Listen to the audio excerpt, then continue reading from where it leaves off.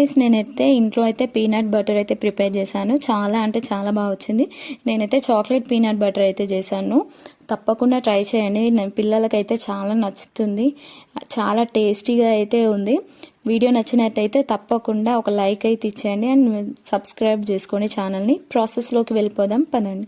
దీనికోసం అయితే పల్లీలను అయితే మంచిగా సిమ్లో పెట్టి డ్రై రోస్ట్ చేసుకోవాలి. మంచిగా లోపల నుంచి ఫ్రై రోస్ట్ అవుతాయి. ఇలా చేసుకున్న వాటిని చల్లారినాక పొట్టు మొత్తం తీసేసి మిక్సీ జార్లో వేసేసి గ్రైండ్ చేసుకోవాలి. గ్రైండ్ చేసుకునేటప్పుడు ఫస్ట్ టైం 3 టైమ్స్ అయితే గ్రైండ్ చేయాలి. ఫస్ట్ టైం చేసినప్పుడు కొంచెం పొడిగా వస్తుంది. సెకండ్ టైం కొంచెం ఆయిల్ రిలీజ్ అవుతుంది. థర్డ్ టైం మనకి ఇలా మొత్తం బటరీ టెక్స్చర్ అయితే వస్తుంది. ఇలా మనకి ఇందులో ఇంకా మనం ప్లెయిన్గా ఖాళీ పీనట్ బటరే కావాలనుకుంటే ఇందులో ఆయిల్ అండ్ షుగర్ వేసుకుంటే సరిపోతుంది. మనకు చాక్లెట్ పీనట్ బటర్ కావాలంటే కోకో పౌడర్ అయితే యాడ్ చేసుకోవాలి.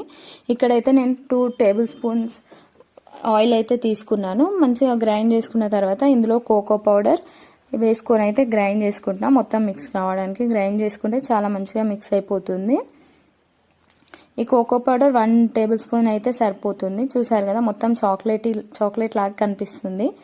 అండ్ దీంట్లోకి అయితే మనం ఇప్పుడు షుగర్ వేసుకోవాలి. షుగర్ అయితే నేను 2 టీ స్పూన్స్ వేసుకున్నాను. ఎందుకంటే ఆల్రెడీ దీంట్లో మనకు న్యాచురల్గా షుగర్స్ ఉంటాయి కదా పల్లీలో, కాబట్టి షుగర్ కొంచెం తక్కువ వేసుకోవాలి. మంచిగా అయితే క్రీమీ టెక్స్చర్ అయితే వస్తుంది. చూసారా, బ్రెడ్ పైన అప్లై చేసేటప్పుడు కూడా ఈజీగా అప్లై చేసుకోవచ్చు మనము. చాలా అంటే చాలా టేస్టీగా ఉంది. తప్పకుండా ట్రై చేయండి. నేను దీన్నే ఇంకో ప్రాసెస్లో అయితే మరో వీడియో అయితే పోస్ట్ చేస్తాను.